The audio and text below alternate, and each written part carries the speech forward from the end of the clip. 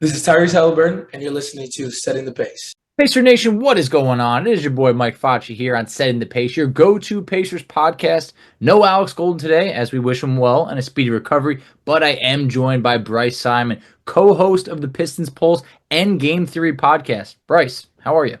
What's up, Michael? Hope you're doing well. I'm excited. We have real NBA basketball going on, regular season basketball, I guess. Exhibition is kind of real NBA basketball. It's fun for guys that really nerd out on this like you and I. So I'm excited to be here, excited to break down opening night. Yeah, totally. I mean, as we're recording this, you got the Boston Celtics and the New York Knicks playing, so it does really feel like real NBA basketball is back. None of that, hey, the starters are only going to play, the first half. Unless maybe you're the 76ers and the starters might not even play the game. So, classic Philly. But we are here to really more focus on the Pacers and the Pistons and some of that upcoming matchup that we have approaching us by the time you're listening to this. Hey, it's going to be game night. So before we get into that matchup in specific, talk to me about this Pistons team and what makes them different than the team that we saw struggle last year. Floor spacing, I think, is the number one thing people will talk about. Ideally, real floor spacing, Michael, with say what you want about the guys they brought in. I'm sure Pacers fans, like most fans in the NBA, are going to say that they overpaid for Tobias Harris, but he has real gravity on the perimeter. Tim Hardaway Jr., think whatever you want, but again, there's real gravity, real volume three-pointer. And Malik Beasley has made a bunch of threes over the last couple seasons in the NBA. And so that allows Cade Cunningham and Jaden Ivey to hopefully do what they're going to do at the NBA level. And if nothing else, it allows the new front office, including Trajan Langdon, to evaluate them properly moving forward. I think it's a good point on the floor spacing because when they drafted Ron Holland, that was sort of the big question. Oh my God, what are they going to do now? Who can shoot on this team? So I think you covered that pretty well early on.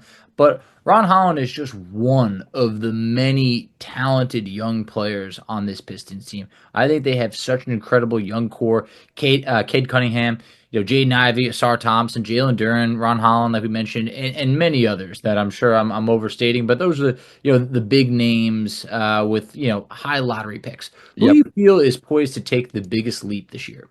Like, I do think Cade is going to have a good year. I really do. But, I would be remiss not to say Jaden Ivey. Recently on the Game Theory podcast, Sam and I went through our breakout candidate players.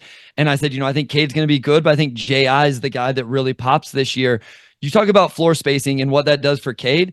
J.I. has one of the fastest first steps in the league. Like, if there is something that you feel like he has a top tier skill set, it's that first step. And that's going back to whenever, his draft scouting report. There's other things that are question marks, but if the floor spacing is real, I think J.I. can really take advantage of it.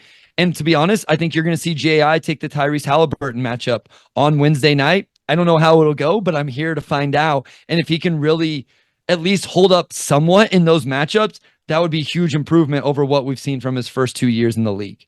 I'm going to be honest. I wasn't too familiar with the J.I. nickname. I like it. It's very catchy. I don't know if that's what I call him. Like, here's what I'm not around the team. I live in Kansas, Michael. So I call it J.I., J.D. I call him Cade, even though I've never met him in person. I just start calling him whatever I want. Look, it's gonna stick. It's catchy, so we're gonna go J.I. today. But staying on him, let's just talk about it. It's like him and Benedict Mathurin separated by one pick in the draft. Pacer fans, they were in love with Jaden Ivey, but they weren't in love with what the asking price was going to be to trade up with Sacramento to be able to jump Detroit to get him. In the end, I feel like Mathurin, he's someone who, he could get competitive against a wall and say, hey, there's no way this wall is going to beat me. He just always has to have that chip on his shoulder. And we saw that in the Rising Stars game last year. Yes. They were talking some smack to each other. I think Mathurin really lived for that type of performance. Here's a guy taken above me. I'm gonna show everybody. And he ended up winning the Rising Stars, MVP award. But do you feel that Jaden Ivey, you talked about him as a breakout player, do you feel that he can reach his full potential in Detroit with this team, a young team? I do. But I've always thought that J.I. was a combo type guard who play off of Cade Cunningham to start games and then stagger into the second unit where you can play a little bit more on the ball. And for what it's worth, Michael, I love Benedict Mathurin. I was known as the Benedict Mathurin guy in that draft. I do a little bit of NBA draft stuff along with everything else. And so I'm a big Ben Math fan, and I hope he has a really good season. But yes, I think, listen, J.I.'s starts last year was interesting as they brought in here's the other thing. He's had 3 coaches in 3 years now, and he started off last year with Monty Williams, and he got benched and put to the second unit behind Killian Hayes, who's not currently in the NBA right now. And so I think it messed with him a little bit after after a good rookie season. Then he had this tough start to last season. I think he's in the role to flourish, and now it's about him taking advantage of it. Yeah, I think the league is waiting on him to just break through because the talent is definitely there, and I think that there is there's a lot of talent also on Detroit that is, you wonder, is he the best fit with Cade? Yes, sure. Things like that. It's a valid question to say, but I guess while we're still on Cade right now, as I mentioned him, you just got that max contract extension, not too long ago. I mean, tell me, what were your thoughts? I think it's something that absolutely had to happen, despite Cade maybe not getting to show everything that he's wanted to over the last few years due to injuries, due to the team not being as competitive. What were your thoughts on getting that deal done? Yeah, one thing I do want to mention, you've alluded to it a couple times, the young core doesn't fit together real well yet. Asar Thompson won't play. Pacers fans will not see him on Wednesday. He's not cleared yet. He had blood clots at the end of last year, and he's still working through that. But the young core struggles to space the floor, just those guys. And so you won't always see those guys on the floor together. Just wanted to get that out there. I don't think the Pistons had a choice. You take Cade number 1. He's been the face of the franchise. If you're going to trade him, like some people, Pistons fans are like, no, trade him. I'm like, okay, well, let's start all over then. Trade the whole lot and let's start back over. Hopefully you land Cooper Flag or Ace Bailey or whoever. I hope that he shows people and people get to see what he really is. Because I think Cade Cunningham is really, really good. He averaged like 22 and 7 last year. Not many guys did that in the league. And one thing I always like to point out with Cade, from day one, he's been asked to be the face of the franchise. Not every player is asked to do that. And the talent around him and the fit and the roster around him has been so bad. And so I think we see the best of Cade Cunningham this year. And I think we see it on both ends. I think JB has this team playing much better defensively, and we're going to see some real two-way potential from some of these guys. Well, I think that's a great segue into the next. Talk to me about the difference between JB and Monty Williams from last year. Monty, hey, great head coach. It just didn't work out. It felt like the massive losing streak that the Pistons were on. It was really hard to recover, and it was a big contract that he signed. The Pistons end up getting out of that deal after just year one, paying him to leave. And I think it's important to bring in a new voice in that locker room. Talk to me about what Bickerstaff's bringing to the table. Yeah, I mean, I think it speaks volume whenever you are out like $60 million after 1 year and you decide it's still the right decision. I think that speaks volume. And I'm not trying to critique Monty. He has a lot going on in his personal life that is really hard to deal with and difficult to deal with. So I don't know how much I want to critique Monty. I will say this, the energy seems different. The energy seems better. When Monty got hired, there was this lot of 0.5 offensive stuff that we thought we were going to see and didn't. I feel like we're even seeing that with JB. The ball is moving. They're running some fun actions. They're using J.I. here and Cade there. That's different than what we've seen in the past. And I swear to you, Michael, I've seen more weak side X out rotations executed in the 5 preseason games than I saw all of last season. So I just think the energy is different. Now we'll see if it translates to competitiveness and maybe some production in terms of wins. But right now the vibes are good, and I like what I've seen through 5 preseason games. Okay, all right. Leading into more specifics of this matchup, what do you feel is that, who do we expect to see in the starting 5 for Detroit? I've been wrong on this. I will readily admit that. I thought we were going to see K, J.I., Fontecchio, Tobias Harris, and J.D., Jalen Duren. We didn't see that. It looks like Fontecchio may be coming off the bench for this team. I wouldn't be surprised if we saw K, J.I., Beasley, Tobias Harris, and Jalen Duren tomorrow night, which you guys will start Halliburton, Nembhard, Siakam, Turner. Who's going to start at the 3? Aaron Nesmith. Yeah. Sorry. Yeah, Nesmith. So they probably can match up there. I would guess in that you would see Cade on Nesmith, J.I. on Halliburton, and Beasley on Nembhard. I could see that. And, Nemhard, Beasley, hey, some experience of going up against each other in that series against Milwaukee. Overall, I mean, they faced each other plenty of times. Now, looking at this Pacers team, who is it that you think is going to give Detroit problems? Because this is a Pacers team that to say they can score with the best of them is probably an understatement. This is one of the most explosive offenses that the league has seen in quite some time. Yeah, so I think first and foremost is Tyrese Halliburton, right? Like we know he's the engine of this team. We'll see if JI can hold up. I'm really interested to see that. I also want to see if Tobias Harris is able to guard Pascal Siakam. Like that's one. Tobias Harris isn't like a good defender anymore, right? Like we understand that, but he at least has the build of a true four-man that this team has lacked in recent years. But I think the real thing I want to watch tomorrow night is how well they defend Miles Turner for the whole game. Pick and pop bigs have hurt this team. Can JD play at the level of the screen, not get beat off the bounce? Can he recover to Miles Turner? Can he do those things? And then in the second unit, can they keep freaking TJ McConnell out of the lane? Because that's all that the guy does. That's where he lives. Yep. Yeah. No, he is good at that. Yeah, I mean, McConnell is just, it's like, I don't even want to call him like the ageless wonder or anything like that because he's really not that old. It's just compared to this team, he's only like 31 years old. But it's just like year after year, he's counted out and then wakes everybody up and is like, yep, this guy is still somehow better than you thought.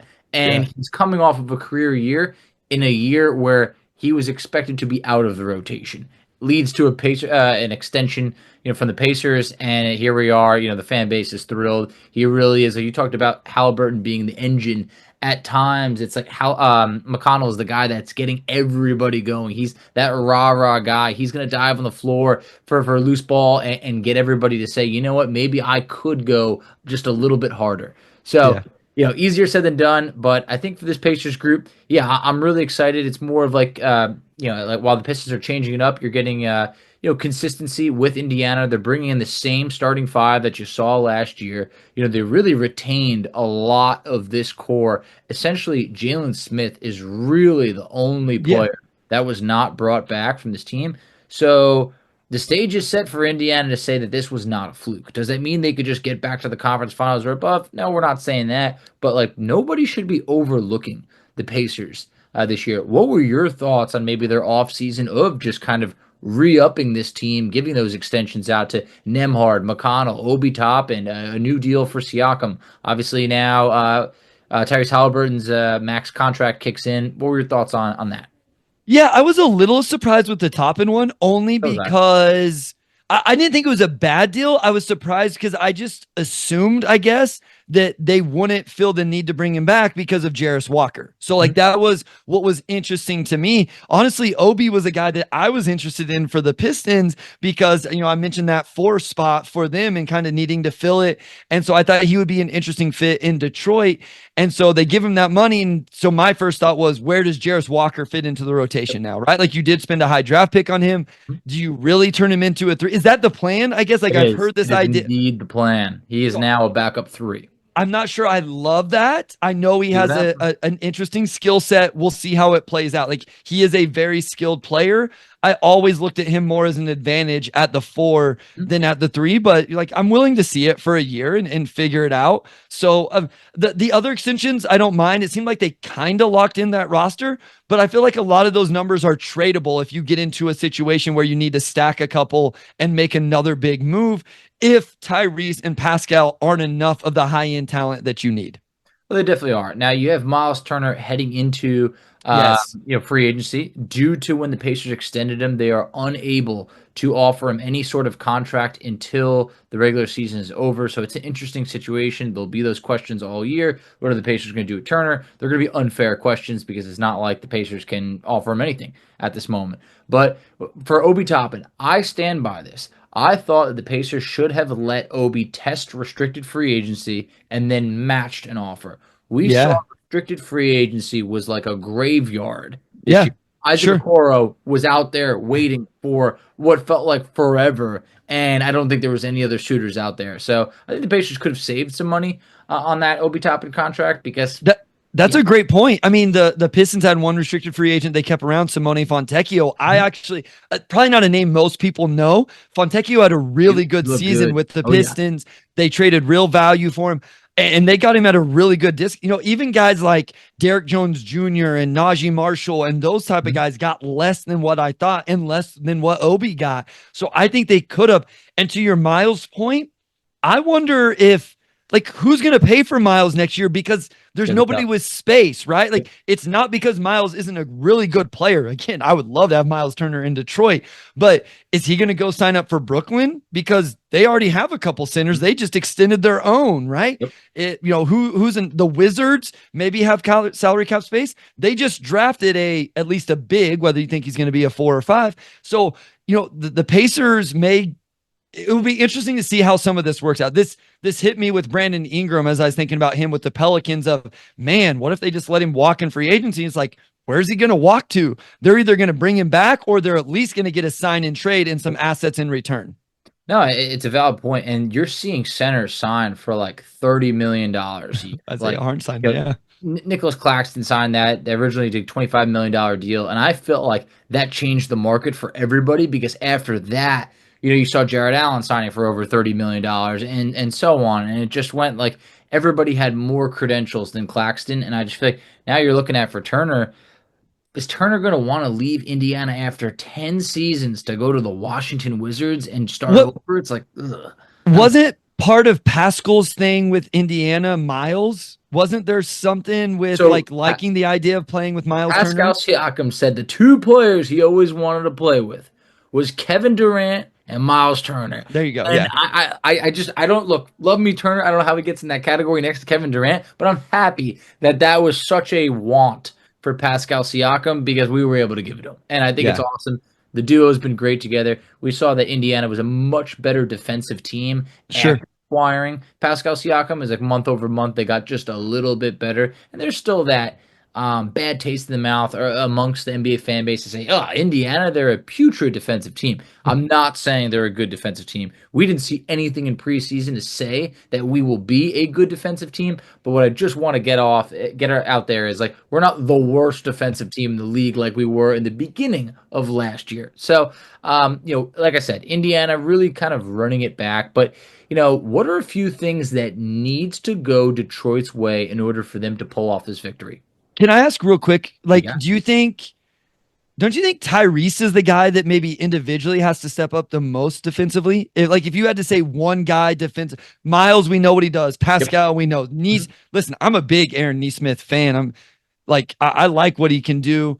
Nembhard guards, McConnell competes. Totally. I feel like Tyrese is the guy that really has to take that next step. He does. You can't officially lead by example if you are not a capable defender. And that's what he needs to be. He's never going to be anywhere even close to an all defensive type of player, but you need to just be a capable player. He's always been good at getting steals, but it's he was very much targeted in the playoffs. They were going at him, and it felt like there was nowhere for him to run, nowhere for him to hide. And I feel like he has to get better defensively, because that is a big reason why Andrew Nembhard needed to be moved into the starting lineup. You couldn't have Tyrese Halliburton and Benedict Mathurin playing next to each other, being liabilities on the defensive side of things. So I definitely agree with your point. But tell me, if Detroit's going to pull this upset, and I feel bad saying it's an upset, but actually, while we're on the subject of this, is every win for Detroit almost kind of saying an upset? Because they're not going to be favored in many games. What, the Nets? Maybe you want to consider that an upset. Maybe the Wizards. I'll throw you Portland. I think they're not going to be good this year. Maybe, but here's what I told a lot of people. Even the Jazz, right? At the end of the day, Lauri Markkanen's better than Cade Cunningham right now. So there's just very few games where the Pistons go in and they have the best player on the floor right now, unless Cade really makes that leap. And I think he's going to get close to doing that. If Detroit wins on Wednesday night, I think they defend Miles Turner first. Or Tyrese first, right? He sets the pace. We've talked about it. J.I.'s got to do a really good job there. Maybe Malik Beasley, whoever's taking those matchups. That's first. But they take away Miles. I have fears that Miles Turner gets 3 wide open pick and pop threes in the first 5 minutes of the game. It is definitely possible. And then can Detroit's second unit keep pace with TJ McConnell, Benedict Mathurin, and company off the bench? Are they able to, Obi Toppin, Jarris Walker, it sounds like at the 3 old friend James Wiseman at the Yeah. 5. I mean, we're going to get into that next. Okay. James Wiseman. There's no one better, I think, to be able to Do shed we some light have on to James do that? Wiseman. Do we have to? I don't. So can the Pistons second unit hold up? Because I like what the Pistons second unit could be. So for Pacers fans, you're probably going to see a J.I. with Tim Hardaway Jr., Fontecchio, the rookie Ron Holland right now because Asar's not able to play, and then Isaiah Stewart at the 5. That's probably what you're going to see. So can the Pistons second unit hold serve there, maybe make some sort of run or something like that? I think we see Cade and Tobias and J.I. really lead things, but I think it starts on the defensive end. Can Detroit make any sort of step forward, like you were mentioning with the Pacers, and slow down this Indiana team just a little bit? Yeah, and that's going to be key because Indiana is going to play at a very fast pace. Yes. This team, I mean, from top to bottom, can score.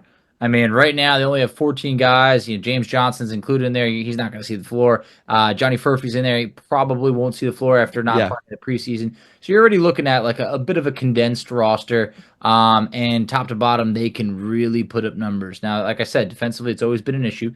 I know you're talking about, hey, can Detroit's second unit hang with the Pacers' second unit? This is a Pacers bench unit that led the NBA in scoring last year. You saw what they did in the playoffs against the Knicks and the Bucks. Even at times, sometimes the Celtics, they can score. You talked about your McConnells and your Obi Toppins. You're adding Benedict Mathurin now to that group again because Mathurin went down. He never got to play in the playoffs last year. People are excited about Mathurin having a career year. So Sure. I mean, who knows, how he can influence this game. But I definitely feel like that matchup you mentioned about Jalen Duren, Miles Turner, I think that's going to be key. Indiana has always struggled on the glass. Jalen Duren, I've always believed in his rebounding capabilities. No question. I loved coming into the draft. He's the youngest player in the NBA at the time, and I already felt like this is a guy that, I don't want to say from day one, but if you threw him out there, it's like you could see it immediately, like, oh, this kid's going to be real good. And I think that Detroit does have some good size. I think Indiana at times could be a little bit inconsistent. Fontecchio, he's got some good size, and obviously Tobias Harris is what was he, about 6'8" or so, like right around there. So you're looking at Indiana at times a little bit small because Neesmith is a bit undersized. So we have our work cut out for us. But obviously the Pacers are a team that it would be disappointing if they didn't take this game. But I think it could be, do you think that Detroit can hang with Indiana from a scoring perspective? So that's what would be interesting. I think if there's a step forward for the Detroit team, I think it really is offensively. Like, I do think that they can space the floor, and whenever they have that, Cade and J.I. can pressure your defense. So, the matchups the other way are probably going to then be what you probably try to quote unquote hide Halliburton on Beasley. So can Nembhard and Neesmith keep Cunningham and J.I. out of the paint, right? If Cade and J.I. are able to pressure those guys, Beasley gets loose, Tobias gets loose, and then JD cleaning up. Like, if there's one thing that guy is really good at, borderline elite maybe already in his young career, it is rebounding, specifically on the offensive end. I wouldn't call him an elite defensive rebounder. I feel pretty good that he's one of the best offensive rebounders in this league already. So that's somewhere where Detroit could hurt them. They run some interesting actions in secondary transition now. So if Pacers fans want to watch something in kind of secondary transition, Detroit has ran a lot of empty side actions. Cade throws it ahead to J.I., and then it's a DHO keep or DHO give or a screen and pop or a ghost. So lots of stuff, secondary transition, early actions in the offense. See if Indiana is ready for that and defends it well. Indiana has struggled in terms of, when I mentioned the rebounding, it's specifically the Knicks just destroyed the Pacers on the offensive glass last year. It was really what was swinging the series, and it became a point where whoever won the rebounding battle won the game. So that is definitely something I could be a little bit worried about. But on the flip side, if Indiana's to pull off this victory, I mean, what goes well for Indiana or what doesn't go well for Detroit? Yeah, I think some of the young growth that we're hoping to see maybe just doesn't show. Cade has been a slow starter at times. Maybe J.I. is not able to carry what we saw in the exhibition game. The other thing is preseason games. Ron Holland is in the rotation as a rookie. He looked pretty raw. He plays extremely hard, and he's pretty good defensively, but a little rough offensively. Turnovers. Maybe Indiana doesn't play their best defensive game, but if they force 20 turnovers, which is a possibility, that's obviously not going to work for Detroit, because then that allows Indiana to get out in transition. And then if that Indiana offense in the first and second unit is in a flow, in a rhythm, it could get ugly for Detroit really fast because we know Indiana can score in bunches.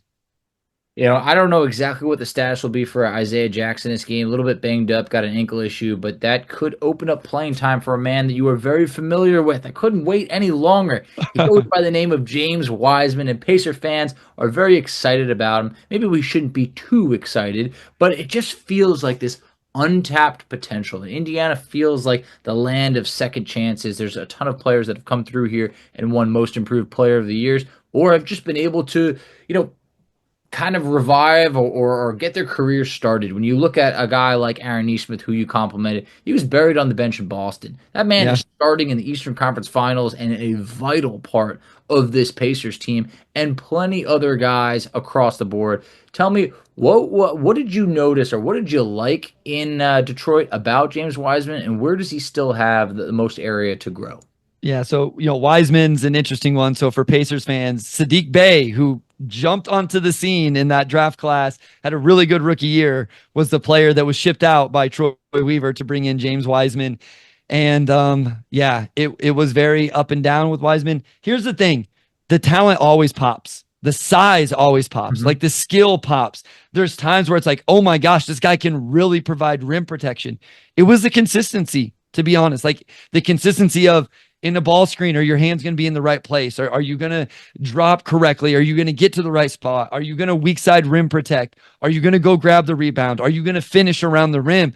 When he's doing those things, when he's locked in, and maybe that is just a young maturity thing, that as he gets older, maybe the Pacers are the team that get the benefit of him growing up and maturing and being consistent with it. But you can't watch very many games and not see what had people excited about this young man on the basketball floor. It was just a matter of how consistent he was with it. And quite honestly, I think the biggest thing that was frustrating, he turned the ball over a lot for like how many minutes he was playing and the role he was in, whether it was like an offensive foul with a screen or something like that.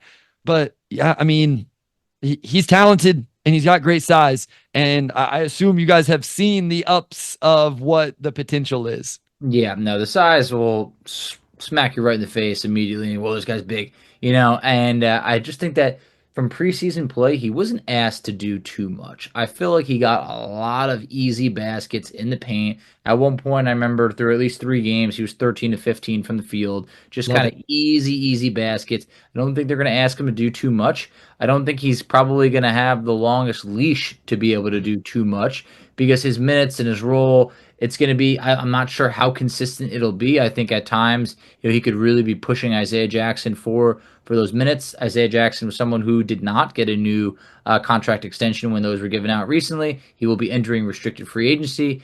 James Wiseman has a team option on his deal. So this is a very low risk for Indiana. And I feel like for James Wiseman, this is his chance to really be able to prove, can you stick around in the league? And I think that this is a really good culture, a really good locker room for him, where you have some young talent, you have some veterans. This is a team that's winning. I do think losing gets to everybody, especially if you're not being able to prove yourself. So I feel like, we can bring out the best in him. But do you feel that he can rejuvenate his career in Indiana? Is there enough to say, not that he's going to live up to the second overall pick, but can he be a consistent rotational player that produces on a nightly basis? I remember when I saw that he was going to Indiana, I was like, man, that seems like a really good place for him, because he is athletic. He can run the floor. He can play fast. Maybe he's not the most fundamentally sound center, but if it's like, hey, can you come in and contest a couple shots, grab a couple rebounds, and make an impact that way off the bench?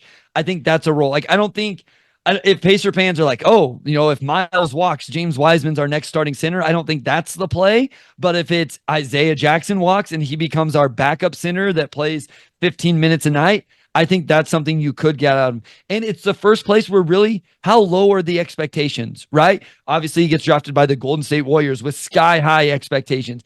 Even getting traded to Detroit, the worst team in the league, there's still expectations because he got traded for a guy that this fan base really liked, a former first-round pick in Saddiq Bey. So there were expectations even on a really, really bad team. He walks in free agency, goes to Indiana. Expectations are low. I think the worst, James Wiseman is a third center in this league, but in a situation and environment like Indiana, is there a path to him being the backup? Absolutely. Yeah, I really do think that while Pacer fans very much do like Isaiah Jackson, he brings like a physical toughness. He can rebound. He also has not, he's going into year 4, has not taken those steps to really evolve his game. It's remained the same. So I do think that it's like, hey, this is a battle. Last year, Jalen Smith versus Isaiah Jackson was a battle that Jalen Smith was in the lead for so long. And then just eventually Jalen's play kind of fell off. Isaiah's play went up, and Isaiah took that backup center job. Anything could happen right now. But towards we get to the end of this episode, tell me, I mean, what are the expectations for Detroit in this year? I truthfully think that the Pistons will be a better team. But what does that really even mean when you're talking about how they were last year? You talked about the vets that they added. I think they added some good veterans, maybe not some like over the top great players, but Tobias Harris, good player in this league. Beasley, Tim Hardaway Jr., like those are good players that should make this team better. You got the new head coach, all that. Where does that end up at the end of the year? Yeah, I think my official prediction over on the Pistons Pulse was 28 wins, which is like, dang, 28 wins, but like that's doubling. It's doubling what they did last year. So I think what I would love to see from this team is 25 to 28 wins that are driven by the young guys, supplemented by the veterans. What we talked about on the podcast over there was we don't want 28 wins driven by the veterans, supplemented by the young guys. Like that's not going to feel the same, if that makes sense. So 26, 27 wins, 28, maybe they get to 30 and they hang around a little bit more or whatever, but it has to be driven by Cade, J.I., J.D., Asar when he comes back, etc. That's going to feel good. That's going to feel like a step forward. Yeah, I totally feel that doubling your win total usually sounds crazy, but in this instance, I feel like the Pistons could be flirting with that. I don't think that anyone's probably ready to say, hey, they can make a play-in or anything like that. It would be great if at some point you're flirting with that last spot, something where it's like, hey, Detroit's like they got something to kind of play for, over here. We've seen some growth from the team. I'm rooting for you guys. Honestly, I could solidly say I despised the Pistons growing up. That early 2000s. I mean, the Tayshaun block on Reggie Miller, and then the brawl and everything, and how good the Pistons were. And I'm going to be honest, I have been a little bit satisfied seeing them in the dumps for the last few years. But enough time, I feel, has passed where I feel bad because it's Detroit has been in what in previous years would be the running for the number 1 pick, and they've fallen a 5 just like a couple of times, and that's got to be 3 years in a row, my friend. 3 years in a row. That's pretty crippling for a fan base, especially when there's guys like Victor Wembanyama out there and things like that. So, I'm all right with you guys getting back to a level of competitiveness, and hey, we'll call a truce here. But I need, as we wrap up, what is your score prediction for this game? Yeah, so listen, I've covered the Pistons. I'm actually not a lifelong Piston fan, funny enough, but listen, I got to be smart here. So I'm going to predict a 120 to 115 Indiana Pacers victory. I swear on everything, my prediction was 121 to 116. So love it. Very, very close. I know Indiana's going to score. I don't believe in them defensively yet, so I feel like Detroit's going to be in this game. I don't think it's going to be a win that makes the fan base feel great, like, oh yeah, we got it this year, but it's going to be a win that we could say, hey, it's a W in the win column. You know what? Let's continue to see if we can improve defensively. But Bryce, I thought this was awesome. Our listeners really appreciate your insight about the Pistons. We're really excited to kick off the regular season, but tell everybody where they could find you on social media and some of the awesome content you're putting out. For sure. I appreciate it. So I had a blast as well. So hopefully I get to come back on. Hopefully Alex is feeling better and get to talk with him as well. So at Motor City Hoops on Twitter, that's where all this stuff is at. I still call it Twitter. I'm old. I don't care. And I'm sorry if that makes anybody mad. Follow anything I put out is over there. So the Pistons Pulse, if you want Pistons content for whatever reason. Game Theory Podcast with Sam Bassini, if you want NBA Draft. I have a Substack. I put out NBA Draft scouting reports. All of that stuff. Just follow me on Twitter. That's where you can find it. And man, I truly had a blast. I enjoyed it. This was a lot of fun, and I hope we can do it again. Hey, Bryce, I got a feeling we will. So thank you very much for the time, and good luck this upcoming season.